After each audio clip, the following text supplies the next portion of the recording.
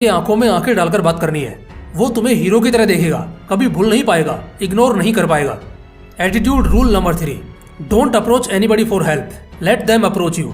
एक चीज मैंने देखी है अक्सर लोगों में, कुछ लोग होते हैं ऐसे जिन्हें ना भूख लगी होती है, या यूं कहे तो चुल मची होती है अंदर बार बार दूसरों के पास जाकर मदद मांगने की या उनके सामने रोने की, ताकि उन्हें सिंपैथी या अटेंशन मिल सके, या खुद से ही बार बार जाकर अटेंशन लेने के लिए किसी को डिस्टर्ब करना। ये सब सच में इतना चीप लगता है ना कि कोई ऐसे इंसान की इज्जत करना तो दूर की बात है, कोई ऐसे इंसान के साथ खड़ा रहना तक पसंद नहीं करेगा। अपने वजूद को जितना ज्यादा मजबूत रखोगे उतना ज्यादा रिस्पेक्ट किए जाओगे। बार बार खुद से ही किसी के पास जाना, किसी को अप्रोच करना तुम्हें चीप और डिफेक्टेड पीस बना देगा, जिससे बात फैलेगी और तब तुम्हें ना जानने वाला शख्स भी तुमसे दूर ही रहना चाहेगा। एटीट्यूड का तीसरा नियम एकदम डंके की चोट पर यह बात कहता है कि तुम्हें किसी के पास जाने की जरूरत नहीं है। खराब से खराब फेस को भी अकेले संभालो और खुद किसी को अप्रोच मत करो, बल्कि उनके करने का इंतजार करो। Attitude rule number 4, be honest, mature and committed on what you mean. ईमानदार बनो, समझदार बनो और अपने बातों के पक्के बनो। पुराने जमाने में कहावत थी ना कि जान जाए पर जुबान न जाए। आज लोग इसे बहुत हल्के में लेने लगे हैं। अगर आज लोग सच में इस कहावत को मानने लगे ना, तो बड़े से बड़ा साम्राज्य खड़ा करना कोई बड़ी बात नहीं है। जो लोग सिर्फ बोलते हैं, बड़ी बड़ी बातें करते हैं, मैं ये कर लूंगा, वो कर लूंगा, लेकिन टाइम पर कुछ भी नहीं करते, तो ऐसे लोगों को सोसाइटी अंदर ही अंदर से ऑब्जर्व करती रहती है। और जब ये लगातार होता जाता है तो लोगों के मन में ऐसे इंसान के लिए इज्जत और भरोसा दोनों खत्म हो जाते हैं। फिर ऐसे लोगों को ना ही कभी लाइफ में बड़े मौके मिलते हैं और ना कभी आगे बढ़ने के लिए कोई सपोर्ट करता है। तो बेटर है कुछ बोलो ही मत, कोई ध्यान ही नहीं देगा।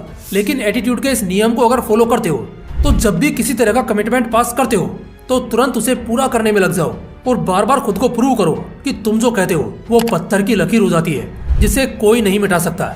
और कसम से कह रहा हूँ, सिर्फ इतना कर लेने से सफलता की ऊंचाई और लोगों के दिलों में इज्जत आज के मुकाबले 100 गुना बढ़ जाएगी।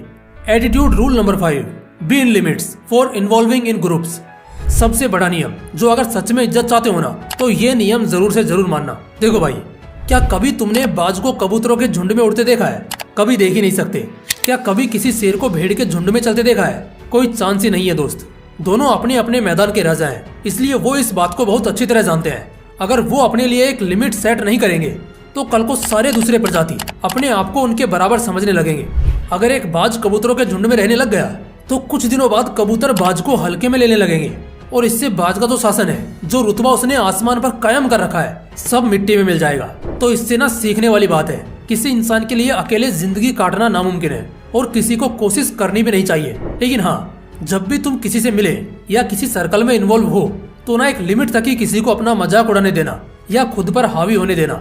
और आज के टाइम पर जो तुमसे बहुत नीचे है और जो तुम्हें ऊंची नजरों से देखते हैं, यानी तुम्हें बड़ा समझते हैं, उन्हें भी पूरी इज्जत दो, सपोर्ट करो, लेकिन उनके साथ ज्यादा उठना बैठना मत रखो, वरना वहाँ की भी इज्जत कुछ समय में खो दोगे। और ये बहुत नॉर्मल है, क्योंकि यार ये ह्यूमन नेचर है। इसलिए हमेशा अपने लिए तुम कैसे लोगों के बीच जाओगे, इसकी सीमा रेखा जरूर बनाकर रखो। Attitude rule number 6, always come up with freshness of ideas. हमेशा एक ही तरह के खाने को, फिल्म को और ड्रामा को जैसे पसंद नहीं किया जाता, ठीक उसी तरह एक ही तरह के इंसान को जो बार बार एक ही तरह से नजर आता है, वही पुराने आइडियाज के साथ, तो उसे भी कोई पसंद नहीं करेगा। हमेशा अपने आप को अपग्रेड और अप टू डेट रखना होगा। आज में जीना होगा, आने वाले कल की परछाई आज ही अपने जहन में उतारनी होगी।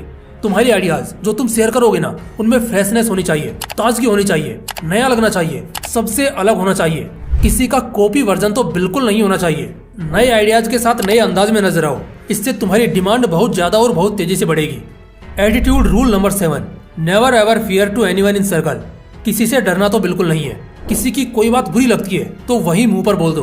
कुछ भी सही नहीं लग रहा तो जो दिल में है सामने रख दो।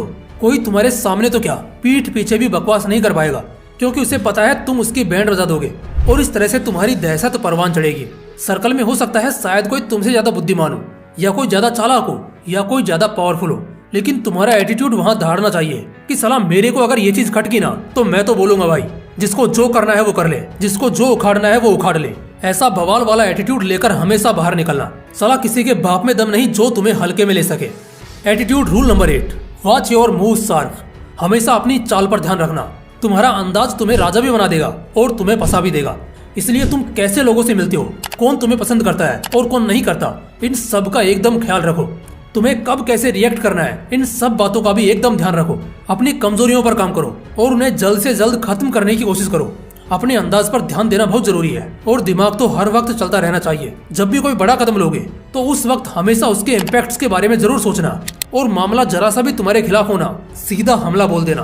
दोस्तों, इस वीडियो में सब कुछ बहुत जबरदस्त तरीके से देखा है हमने और मुझे बिल्कुल नहीं लगता कि अब कभी भी आपको इज्जत का रोना रोने की जरूरत पड़ेगी। उम्मीद करता हूँ आप सभी की जिंदगी और औकात दोनों को ये वीडियो जरूर बदलेगी। बाकी अगर वीडियो अच्छा लगा तो इसे लाइक करना और अपने दोस्तों के साथ जरूर शेयर करना। बाकी फिर मिलते हैं इसी तरह के एक और बवाल वीडियो के साथ। जय हिंद, जय श्री कृष्ण।